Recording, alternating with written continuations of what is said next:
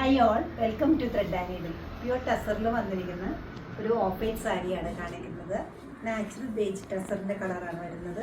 നല്ലൊരു cream colour വന്നിട്ട് അതിൽ ബോഡി പാർട്ടിലെല്ലാം ഇതൊരു ബോർഡർലെസ് സാരിയാണ് വരുന്നത്.